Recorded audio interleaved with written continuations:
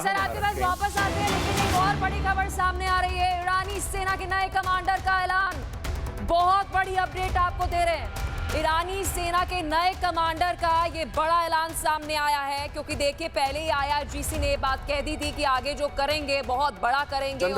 General वाहिदी का नाम सामने आ रहा है। ईरानी सेना की कमान जनरल वाहिदी को, और ये जो हम आप बात कर रहे थे इस वक्त की अब आगे क्या, तो आगे यानी कि आईआरजीसी ने ये प्लान तैयार करके रखा होगा कि अब खामनेई की मौत होती है तो उसके बाद मोर्चा कौन संभालेगा। ईरानी सेना की कमान अब जनरल वाहिदी को, और इसका मतलब है कि आईआरजीसी जनरल वाहिदी के नेतृत्व में अब रिटेलिएट करेगा, और जबरदस्त रिटेलिएट कर रहा है, क्योंकि उत्तरी इजराइल में सायरन बजना, या फिर दुबई में CIA ऑफिस पर अटैक होना, या फिर कतर बहरीन जैसे देशों में, मिडिल ईस्ट में जहां जहां अमेरिकी बेस हैं वहां पर अटैक होना, और यह कहना ईरान का कि अब सबसे बड़ा हमला होने वाला है।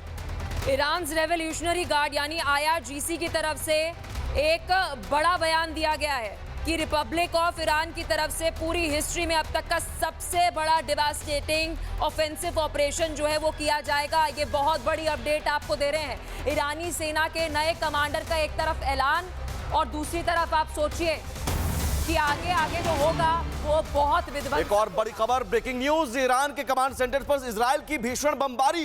ईरान के कमांड सेंटर्स पर इजराइल की भीषण बमबारी, और ये पश्चिमी और मध्य ईरान में 30 से ज्यादा स्ट्राइक की खबर है। यानी इजराइल अब मौका देना नहीं चाह रहा है। खामनेई की मौत के बाद अब फिर से उठ खड़ा होने की कोई भी मौका देने के मूड में नहीं है। ईरान के कमांड सेंटर्स पर इजराइल ने भीषण बमबारी की है। एक और बड़ी खबर, इजराइल के तेल अवीव में मिसाइल अटैक हुआ है। इससे पहले सुमित आपको जानकारी दे रहे थे ईरान में क्या कुछ हो रहा है। इजराइल के तेल अवीव में मिसाइल अटैक हुआ है। रिहायशी इलाका है, ये रेजिडेंशियल एरिया है जहां पर मिसाइलें दागी गई हैं, क्योंकि देखिए एक तरफ आयरन डोम तो है, लेकिन इस बीच कुछ मिसाइलें जो हैं वो इजराइल में तेल अवीव में। इससे पहले भी आपको याद होगा जब इजराइल और ईरान के बीच में युद्ध हुआ था तो ईरान का टारगेट जो है वो तेल अवीव ही था, और रेजिडेंशियल एरिया ही था, रिहायशी इलाका ही था। और क्योंकि आईआरजीसी ने क्लियर कर दिया है कि अब जो करेंगे वो पूरा विश्व देखेगा, विध्वंसक होगा। बिल्डिंग तबाह हुई है, तस्वीरें सामने आ रही हैं, और डरा देने वाली भयानक ये तस्वीरें हैं,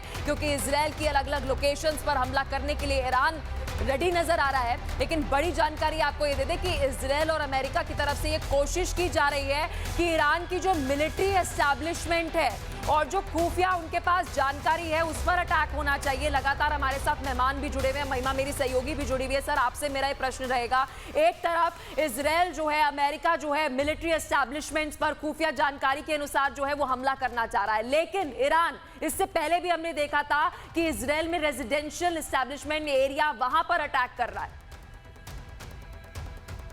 देखिए वो करेगा, क्योंकि पहली बात तो ईरानियन रिटेलिएशन की बात करूं, ईरान रिटेलिएट जो करेगा वो किसके खिलाफ करेगा। अगर वहां की भौगोलिक स्थिति आप देखें तो इजराइल उसका पहला टारगेट होगा, क्योंकि उसको पता है कि ये युद्ध अमेरिका तो साजो समाज के साथ चल के अटलांटिक के क्रॉस से लाभ लश्कर लेकर के यहाँ पहुंचा हुआ है। अमेरिका को फिजिकली वार करने के लिए वहां से मूव करना पड़ा है, तो फाइनली इजराइल उसका टारगेट होगा, और वो कर भी रहा है। पिछली बार भी उसने किया था।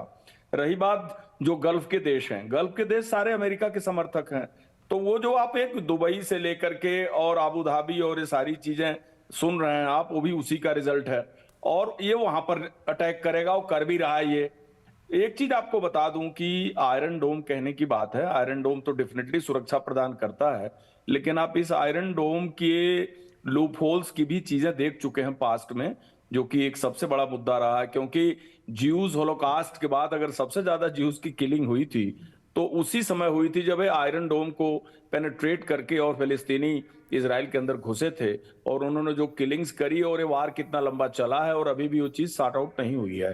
तो कहने का मतलब ये आर्मामेंट, आयरन डोम